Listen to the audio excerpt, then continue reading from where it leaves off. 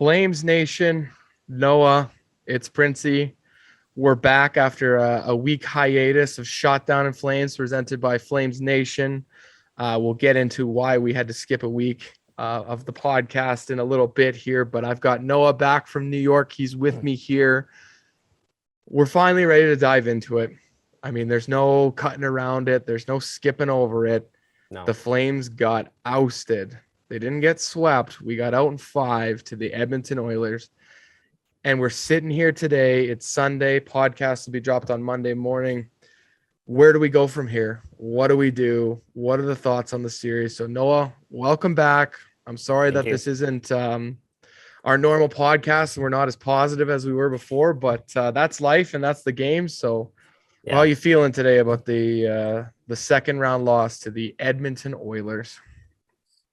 I still don't think it's sunk in, like truly, because they went from the highest of highs from the Game 7 victory against Dallas, and then about a week later they're gone. They're out of the postseason. Yeah. And so it hasn't really sunk in yet, especially when even in the 5-game series, the series was crazy. It pretty much had everything.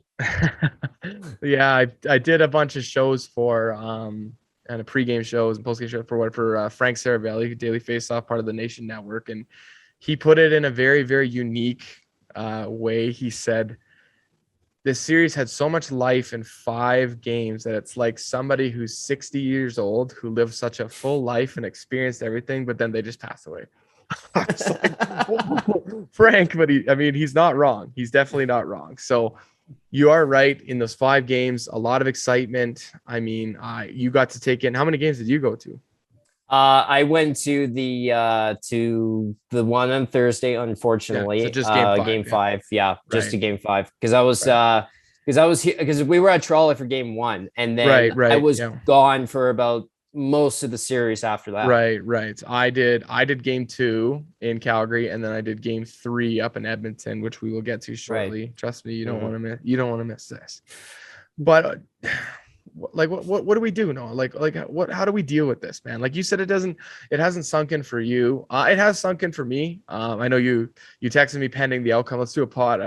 Soon. I was like, no, I'm too angry right now. Like, at the end of the day, they didn't lose in game 7 of overtime. They lost in game 5, and there certainly was no evidence that even if it went past game 5, that they were going to perform like they were going to win the series. So, I mean, at the end of the day, the better team won. As much as it pains me to say that, the better team ended up winning. Well, and let's talk about the Blake Coleman thing just for a second here and address that stuff. As much as we're mad that goal didn't count, I don't think it was going to be the difference between whether the Flames won the series or lost the series, because either way, how things were going, I don't think the Flames were going to win the series. Right. And there's too many people on social media that are making it out that Coleman goal cost us the series. It didn't cost us the series. It cost us the game. And the game would have extended it up to 6. And that you would have to go back up to Edmonton, and that building. Clearly, we didn't perform in that building, so I don't know. I mean, you're riding high though. Getting a good win in game 5 and heading up to Edmonton with the momentum. Anything could happen, but it's not.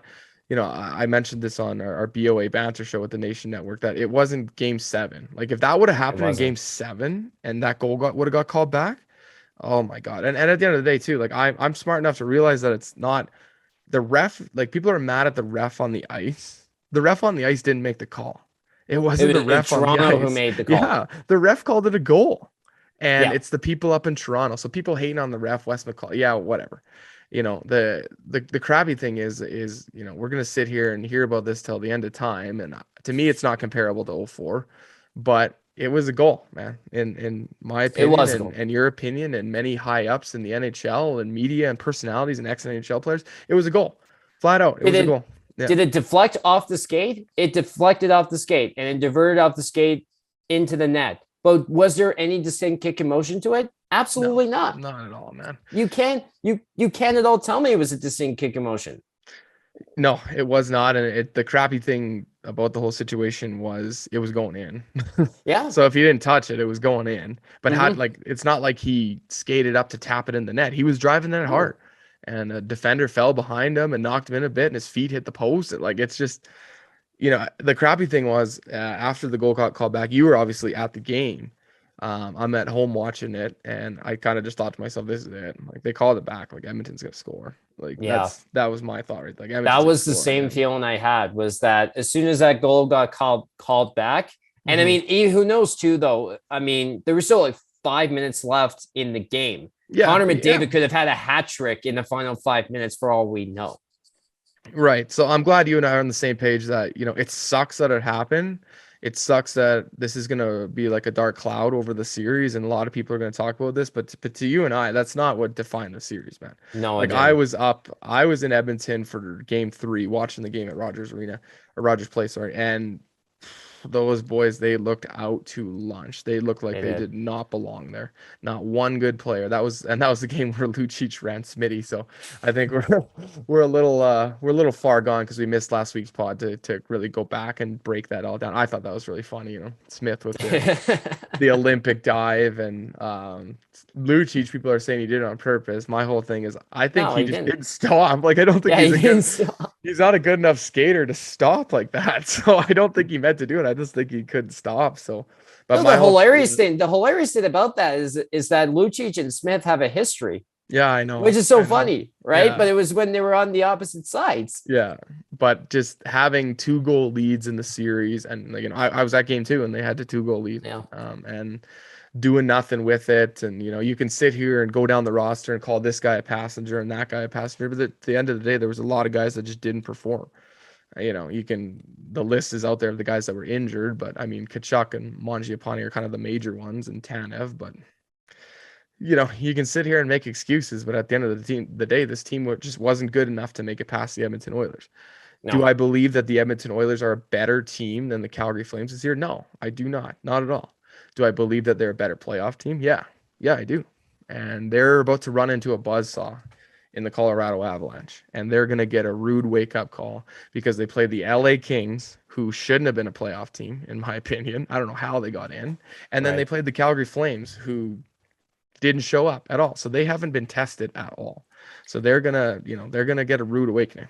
Well, something I kind of want to bring up, to you on the show is, I wonder if that Game 7 win, as emotional as it was, sort of affected things for the upcoming series against the Oilers. Like, I really wonder if it did, because you come off too high, or something to that extent, where it's such an emotional win, and that all of a sudden, by the time the next series starts, you're emotionally out of it, and you're not as invested in the next series as you possibly should be. Yeah, I'm not saying it's an excuse, but part of me is wondering that as well. Could be. The main contributing factor for me is they didn't get a save. They did not get a save when they needed it. Going into, what was that, game 4, when we were down 2-1. 3-0. Or was it 3-0? Yeah, it was 3-0. Yeah. In the series. The series, we were down 2-1.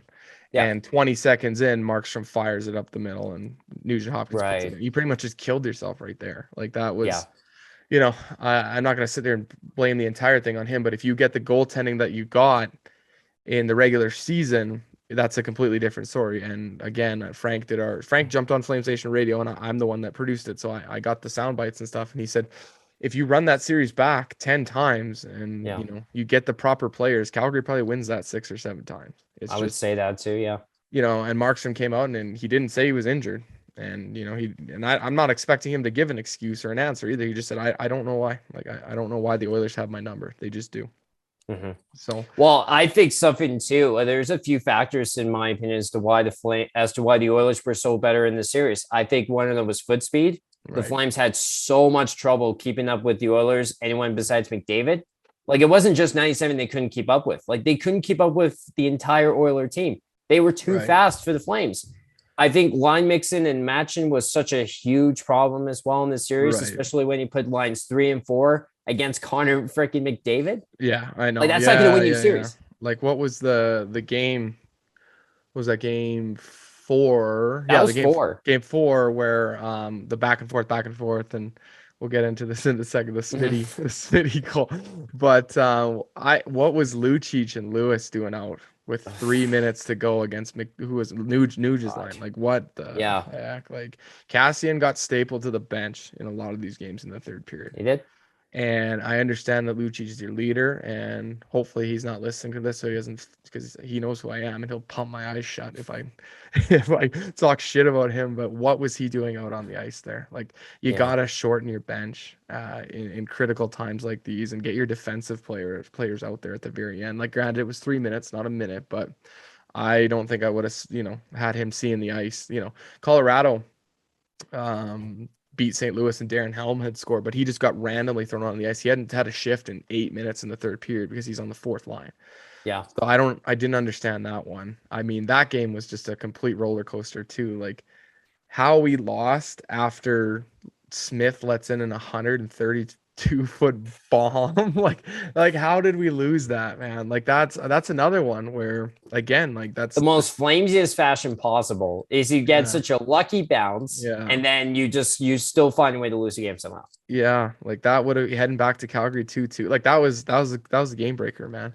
And I would have to say too, in that game particular, like, I think that double minor from Rasmus really just destroyed the team. The rest of that game. We could do the entire podcast on breaking down why the Flames lost, but I think we're gonna leave it for Ryan Pike and Flash on FlamesNation Radio, which will come out on Thursday of this week, because that's Ryan. Ryan's the best. Ryan's a pro at doing this kind of stuff. I'm just sitting here yelling at these guys. And but before we get into why we were away last week for Shutdown in Flames, my thoughts. I want to get your thoughts too on what Oilers, not necessarily Oilers Nation, because a lot of those guys have been somewhat respectful and polite and had fun with it, but what's it been like dealing with some of these Oiler guys on Twitter? Like, for me, oh man. Well, they're sore losers.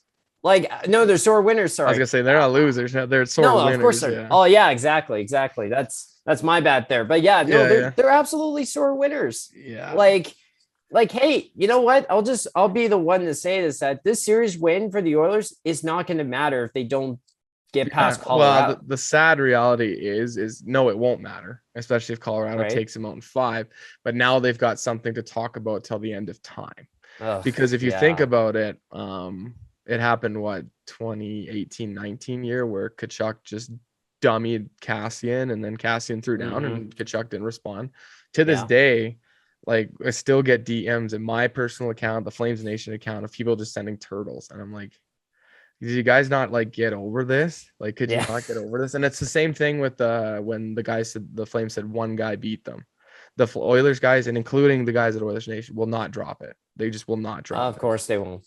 And I have sort of a theory on why Oilers fans are the way that they are. And this is actually coming from someone, I'm not going to reveal the name, within Oilers Nation, who told me this theory. And I kind of ran with it here. So they're taking out a lot of their anger, their frustration, their happiness, whatever, on Flames fans. And the first night or so and the next day, yeah, it's fine. You earn the right to do that. But it's Sunday night, and I'm checking my phone, and I'm still getting it on Sunday night. And like, guys, there's guys within Oilers Nation too. Like, Zach Lang, I love you, man. Drop it. Like, drop it, dude. Yeah. It's happened already. Like, is this fear because you got Colorado ahead of you and you just want to poke some more fun at Calgary? Like, drop it. It's done. Move on. But here's my theory. The Oilers haven't made the Western Conference final in, what was it, 16 years? 06, yeah. Years. So it's been 16 years. 15 of those years since 06, the Oilers have been considered the laughing stock of the NHL.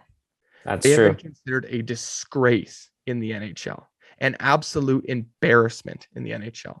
They finished in last how many years?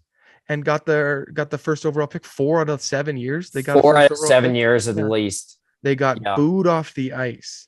They got jerseys thrown on the ice every single year. You got guys on podcasts telling, like, ex-Oiler players telling them they couldn't go to the grocery store without guys harassing them and threatening them. So these guys are so used to being a laughing stock for 16 years. Just an embarrassment in the NHL. The fact that they almost wasted Connor McDavid. They almost wasted him, a generational talent, the next Gretzky. Yeah. They just about wasted him. They did, actually, you know what? They didn't just about waste. They wasted his youth. not getting him in the playoffs, finishing last, blah, blah, blah. Like, it's just, so they've taken out this 16 years of embarrassment on whatever they have success on. So they have success, a bright spot, and they just attack. They're not used to having good things happen to them. So it's a little bit overwhelming to them. And Oiler fans that listen to this, I'm not checking my DM. So I don't really care if you want to have me come up and meet you downtown and have words with me. I don't care, man. At the end of the day, this is just the way you guys are. And hopefully it ends. And I know it will soon, but from Flames Nation standpoint, if they get swept by the Colorado Avalanche, we can have a little laugh, but we can't say anything because they beat us, right? Yeah. So that's my theory, Noah. I hope that is one heck of a theory right there. And not to mention too is that they, I think it was someone who posted it a while back, right? I would have to check if it's updated or not. But they've had the worst winning percentage of any franchise in the National Hockey League, and that's including the expansion teams since they won the Stanley Cup in 1990. Yeah, like they think that they just got they did a good job. They drafted McDavid. You drafted McDavid because he sucked, because you were the worst team in the league, yet rewarded for mediocrity. Like, it's just, that's just you literally were trying to be bad that year. Like, that's just me venting my frustrations. These stupid Oiler fans saying, go golf and this and that, keep your head down. Like, whatever, man. You guys are going to get waxed by Colorado. It is going to be a rude awakening. The disappointing thing for me with the Calgary Flames is there's two things, and we talked about this prior to the show. Maybe it was nervous energy, but I felt like the Flames crowd, and hopefully people don't knock on me, I didn't think it was good, man. I thought it was good in game 1 and decent in game 2, and then game 5 I thought it sucked. But I mean, you were there, so you could probably speak to it a little bit more than me. I think it was pretty loud, but I don't think it was. I think that a lot of it too, because we were talking about, is there going to be a lot of Oilers fans at this dome, or are there going to be a lot of Flames fans at Rogers Place? Like, I think the biggest thing is that there were more Oiler fans at the dome than there were Flames fans up at Rogers Place. I can agree, at least from what I saw. And then part of it being, and part of it being is because you had a lot of people who are born and raised Edmontonians move to the big city, which is Calgary, for whether it be for oil and gas reasons or for job reasons. Yes, it is. You don't have to dance around it because it's nicer. No, exactly. It's not a shithole. The downtown core of Edmonton is very nice. Very nice. I will say that. That's one thing that the Calgary Flames are lacking, is the ability to walk right out of the arena. You walk right out of the arena at Rogers and you're at Joey's, you're at Chop, you're at Cactus Club, you're right down, Partner of the Nation, you're right down by the Pine. Like, it's just, you don't got that in Calgary. It's a bit of a trek to get to the Red Mile. So that area is beautiful in Edmonton. I will say that. My second part about the Flames, something that I thought they lacked in this was Corey Sarge brought it up on the Fan 960. He said in game 1, the Flames came out hitting hard. They did. Taking runs at McDavid and Draisaitl. What happened after that? Nothing, man. There was not a whole lot of physicality from the Calgary Flames. Granted, it's hard to catch McDavid. It's hard to catch Draisaitl. I didn't see a whole lot of checks being finished. And heading into Colorado, Landeskog is not letting up. Kadri's not letting up. Cale Makars is not. Kadri's going to be a problem for the Oilers. They've got some guys, some big bodies that aren't going to let up. And for whatever reason, the Flames let up. Like, I don't, I can't explain that. Do you want to know something else as well? Is the fact that I think you blew a 6-2 lead in game 1, and that gave the Oilers some confidence that, hey, we're not out of this thing.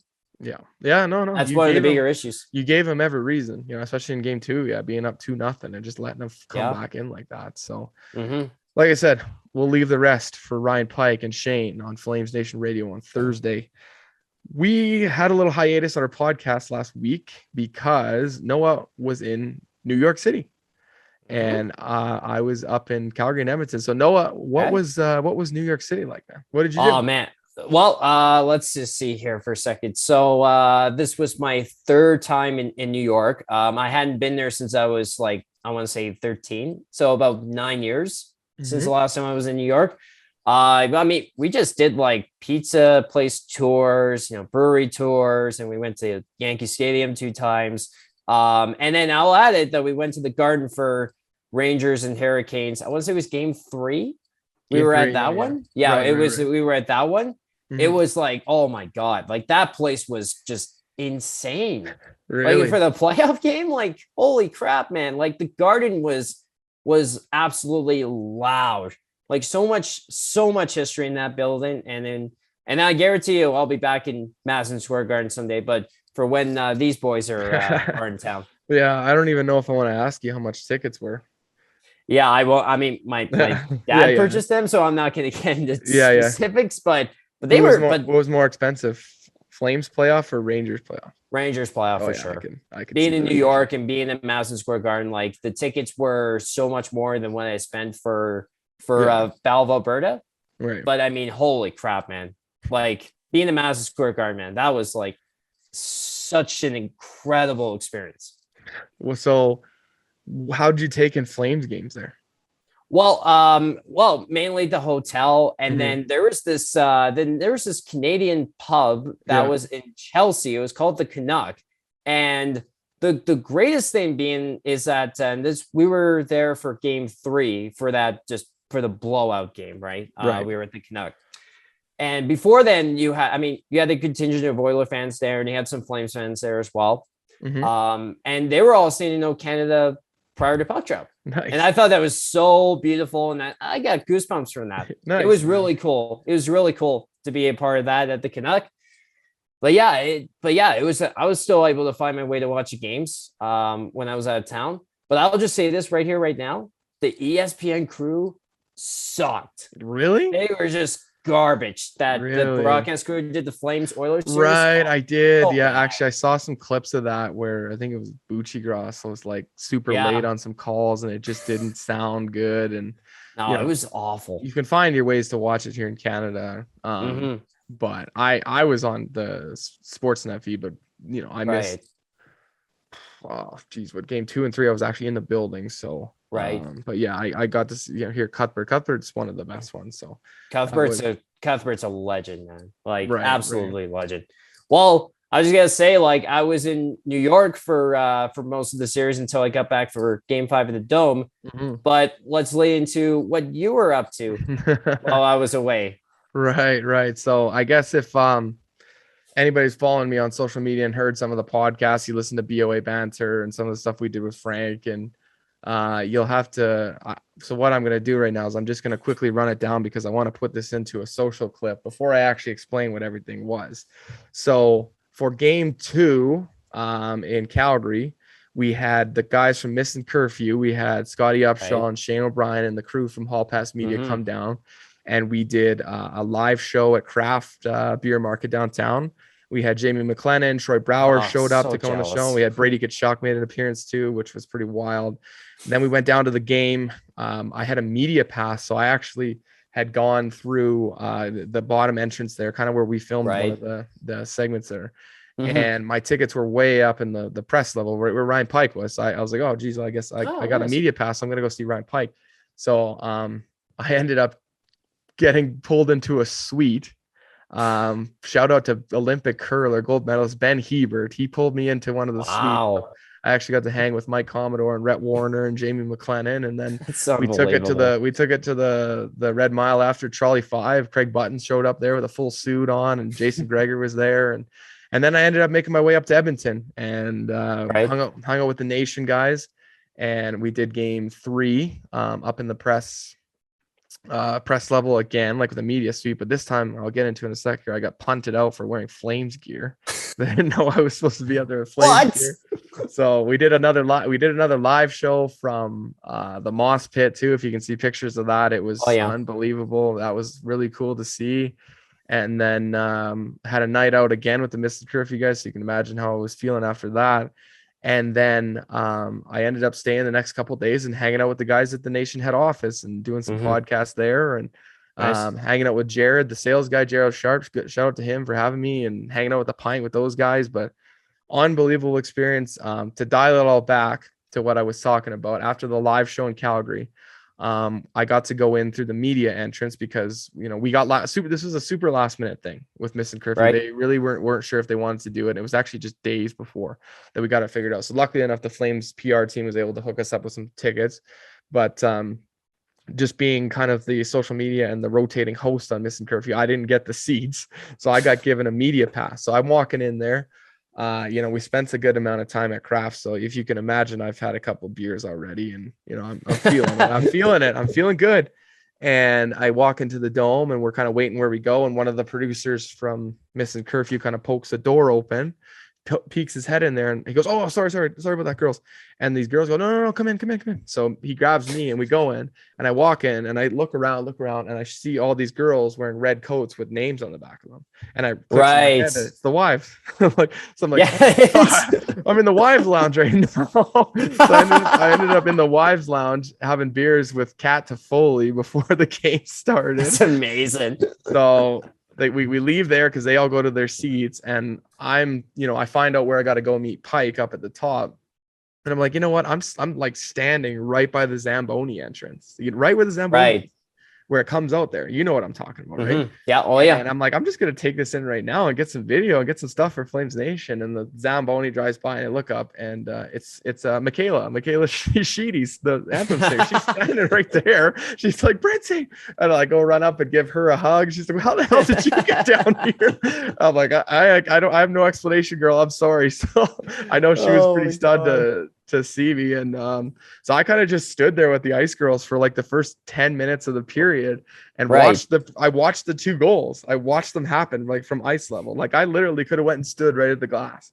And so I'm like, okay, and I got a beer in my hand too. So I'm like, oh boy, I'm representing Missing Curfew and FlamesNation. I better, if someone catches me with a beer down there, I better not be doing this.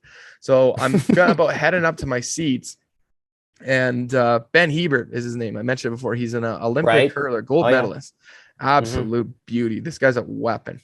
And he texts me and he goes, "Hey buddy," he's like, I got a spot for you in the suite. I'm in the ATV suite. If you can get Upshaw and O'Brien to come with you, I'll get you in. I'm like, oh. So sure enough, I go find my way down to the suite. I get Uppy and I get O'Brien to come in the suite and shake some hands, say hello. And Kami's in there. Of course, he's in one already, and it's the first period. And Kami was there, and Jamie McLennan, Jason Weimer. Jason Weimer was in there. No freaking way. Yeah. So I'm watching the game with these guys, and sure enough, Rhett Warner comes walking in, and like I'm not going like fangirl, because I'm just like, okay, and I'm drinking whiskey with these guys, and Pinder from Sportsnet, he was there too. He was in fine form too. So we got to hang out with all those guys all night, and we got to hang out in the suite probably an hour after the game ended too, and just pounded beers with Kami, pounded them. Oh gosh. And then we took it all to Trolley 5. Shout out to Trolley 5. You and I know them very well. They've taken us in. We went to Trolley 5 after the game with the same crew, and trying to round those guys up and get them into a cab after the game was just, it's like herding cats. But we got her done. And as I was heading out, I felt back. So as I was heading out, I see Derek Willsy go walking by, and he sees me, and I'm like, I wanted to talk to him, but I didn't quite get the full opportunity. So Willsy, will catch up soon, fella. So we do that. That was a late night, very, very late night. So I was hurting the next day, and I had to do 2 podcasts that day. So I did BOA Banter, and then I did Better Late Than Never, which is a Bag Milk Oilers Nation. I did his podcast. Right. So 2 podcasts, extremely hungover. Guys were just laughing at my voice, and I'm explaining all this to them. They're like, "Oh my God, like how did that happen?"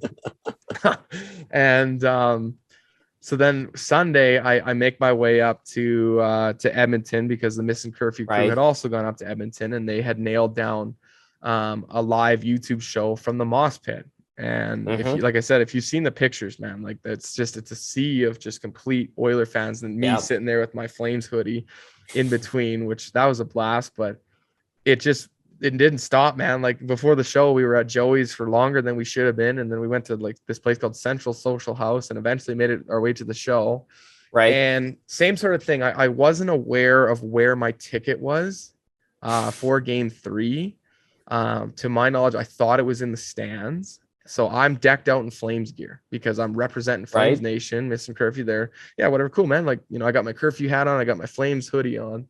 Yep. And one of the guys that came by, I don't know if you know him on from Twitter, Avery from the Hockey News. So Avery, I had talked to him prior to make sure that I met up with him because I wanted to meet him in person. So he comes down and says hello, says what's up to the guys, and he's like, I'm like, I have no idea where to go to get my ticket. And he's like, I know where to go. Come on, follow me. So I follow Avery down to the will call or whatever, and they hand me a ticket. and it's a media ticket. And Avery's also wow. Yeah, like I had no idea what to expect. And I'm also been drinking, so like I don't know what the hell to do.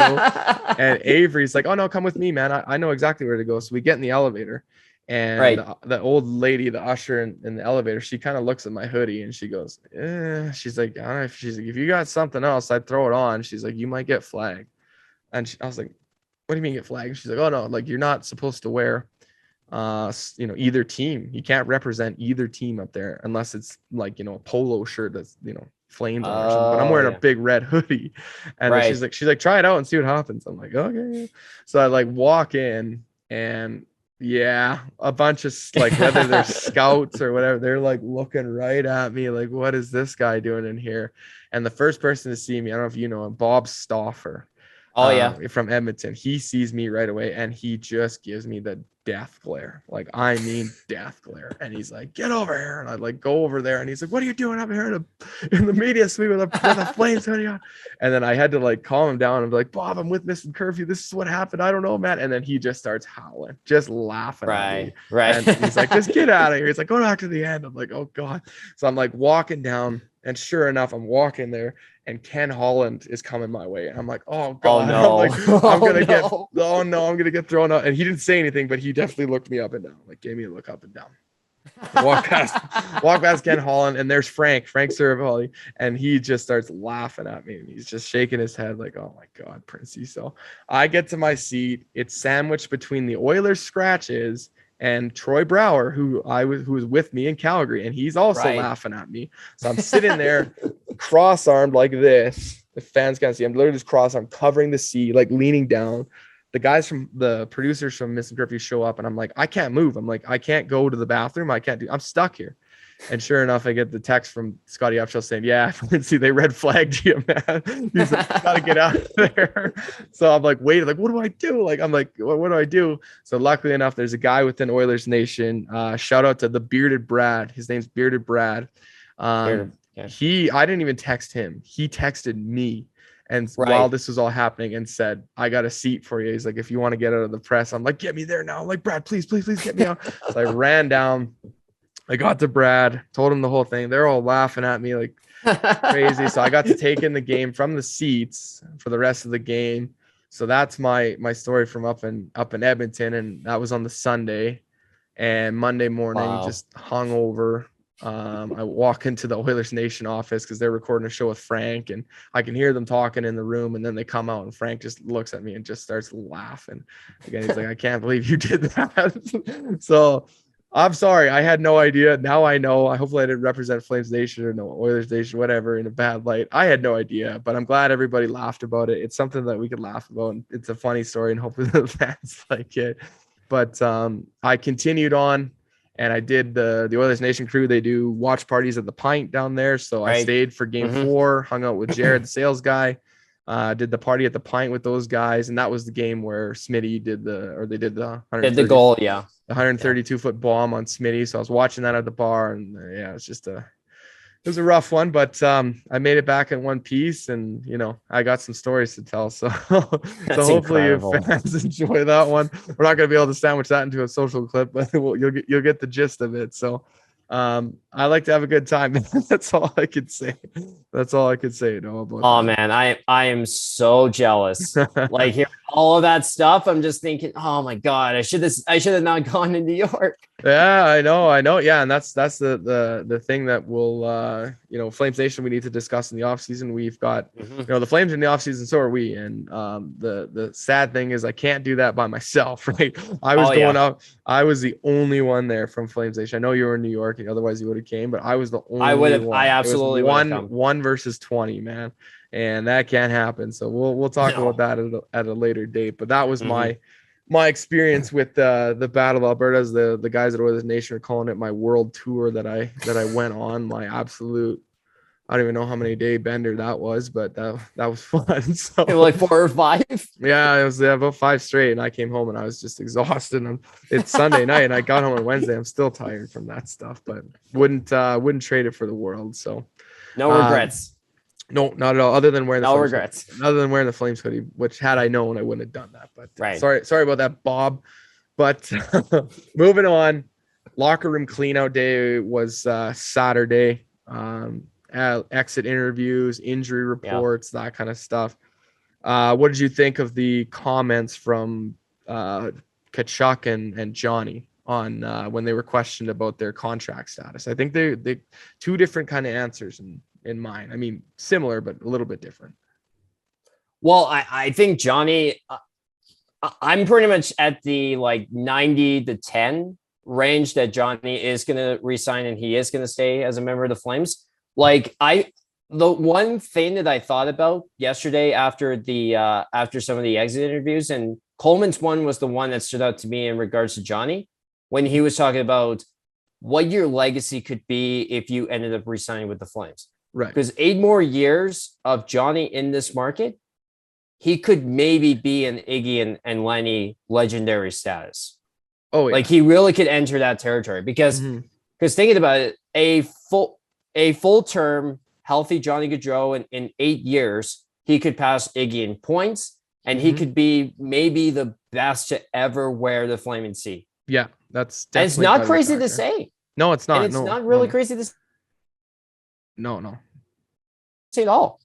No, I agree. And then the thing with Chucky, even as well as that, I don't know how to feel about Chucky, to be honest, because I put out a poll yesterday saying that which one would you want long term?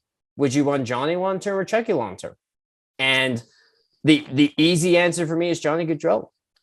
Right. I mean, in a perfect world, you get both of them. But if you can, and don't get me wrong, I want both of them. Yeah. I mean, I got the vibe from Tkachuk was more reassuring to me than Gaudreau was.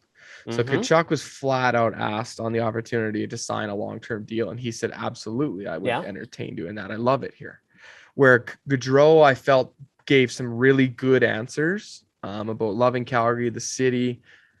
Little conservative, though. Got to talk to my agent, got to talk to my family, got to weigh out my options. Where Tkachuk, if you would have asked him, he's like, yeah, no, I got to think about it. No, he was right. He was like, absolutely. Yeah. I love this city. I love what this. Yeah. So my thing is, I think Gaudreau had some more calculated answers where Tkachuk was just flat out. But Tkachuk's also a different situation, being restricted, right? Obviously. It's not, he doesn't have the opportunity this summer to go to the market, right? That's next year. So he's just saying that to say that this year because there is no other out, right? Well, and the concern with Matthew even is that qualifying offer. Is that if he takes that qualifying offer of $9 million, that immediately walks into unrestricted free agency next summer. Yeah, I know. That's the biggest concern right there. Right. So, at the end of the day, if you lose Johnny, you lose Johnny. It sucks because there's nothing that you can do about it. And you're going to have to spend the next 15 years in your organization to find that next Johnny Gaudreau. Right. I know. That's the very, very difficult part. And the other thing, too, is if you lose Johnny, it's not like you're gaining 7 million or whatever, close to 7 million to go spend in free agency. That money's going to go to the guys that you need to pay. Right. So it's going to be a very, very interesting offseason. A lot of guys already saying, well, just get rid of Monahan. Maybe Lucic will retire. Those are all just big ifs, right? You got to focus on, if they move Monahan, if Lucic retires, if they lose that person, those are all big dominoes that are going to fall. Obviously, Elliott came out on Hockey Night Canada on Saturday night and said that the Flames are going to waste no time and get to this right away. 2 reasons to try to make it happen. And if it doesn't happen, you need to know where you stand. Yeah. Right? You need to know, okay, well, this ain't happening. So then I can allocate this money here, move this there, move that there, right? My biggest question is this, though, right? Is that if they can't sign both, can you still be able to, be competitive without those two? Yeah, that's the biggest question mark, man. Did Tkachuk and Gaudreau have a great series against the Oilers? No, it was okay. It wasn't the best. They didn't win us any games by any means. Now we go back to what we were talking about earlier in the podcast. If you get goaltending through the whole series, maybe it's a different story. Maybe we're talking about game 7 now, right? I don't know. Yeah. So I can't pinpoint the whole series on them, but at the same time, I can't sit here and say that they won us games, right? Because they obviously didn't. I think, but I will say about Johnny's overall game in these playoffs, it was the best that I've seen. in the past, from compared to the past In the playoff past, yeah, in the performances. past. Oh yeah, Yes. in the past in Yeah. Dallas for sure. And Chucky, despite his injury, he still did not show up. Like he only showed up for game 7 but and for you don't know the game 1. The extent of his injury, which unfortunately it sounds like to me it was self-inflicted. I think it probably happened when he was trying to fight Klingberg. Yeah, so I hope that's a lesson learned, man. So this is something that we don't really want to spend a whole lot of time on because we're going to be talking about it for the next 6 weeks when more information comes to light and more interviews are being done and guys hopping on podcast, this and that. So we're going to get some more information going along, but I just wanted to touch on that. The final thing before we wrap everything up here, this is something that's kind of flying under the radar, which it's kind of weird that they announced it in the middle of the Battle of Alberta, maybe because they had to, or because they didn't wait till the season ended or till their season ended. Right. The Stockton Heat, who are currently on a run in the American League playoffs right now, on a run, like we're still following them. They're moving to Calgary next year. Something that I didn't, I think there was Pike might have alluded to it a while back, but didn't actually say anything. Something that a lot of the teams, and actually I was talking to somebody, I think it was Cam within Oilers Nation. The Oilers are now the only team that will not have a team within Canada that's close to them. You've got Vancouver's got Abbotsford, which is basically would be like having the farm team in Airdrie. Montreal's got Laval, Toronto's got Toronto, Winnipeg's got Winnipeg, and then you've got Ottawa's got Belleville, and then Edmonton's got Bakersfield. So what are your thoughts on having our prospects and having them right in the city, having another team to cheer for and another team to cover? I mean, at the end of the day, too, this is big for Flames Nation because we have a lot of guys that do cover the Stockton Heat, and it's just going to become even easier for them to cover the Heat. So what do you think? I absolutely love it. I think it's great for the city in general, right? But I think it's huge for the franchise as a whole, for the Flames here in Calgary. Obviously, it's huge for the franchise, considering the fact that, okay, if you have to do call-ups, you don't have to worry about border stuff, and they can just come right with you. Yeah. And you've got guys within the organization, higher ups, that can see the guys, that can play, that can watch them play on a nightly basis. I think merch is going to be a big thing as well, though, too. Merch, like depending on what they're going to possibly do, because they might either keep the name or they might change it into something different. And I think somebody alluded to either the Heat or the Calgary Wranglers, which the Wranglers would be a very, very smart move. Obviously, I shouldn't say obviously. You would think that they'd be doing a bit of a rebrand with their coloring and whatnot because they're using currently they're using the old jerseys that I know you love. But if they switched them to the Calgary current colors and stuff like that. So, but yeah, I think it's going to be great. Now, the question remains is where this team is actually going to play. It seems like the obvious choice is to get them in the Saddle Dome, but can the Saddle Dome now house the Flames, the Hitmen, the Roughnecks, and where was that one place the Hitmen have played the last few years? The Seven Chiefs Arena. Yeah, that place. I wonder if that's a possibility. I think Pike and Mike Gold had said that that's a possibility, but I think it's a possibility for the Hitmen to do that versus the Heat, because you would want the Heat in the same building and the same facilities and the same stuff as the Flames, whereas the Hitmen you can move them there.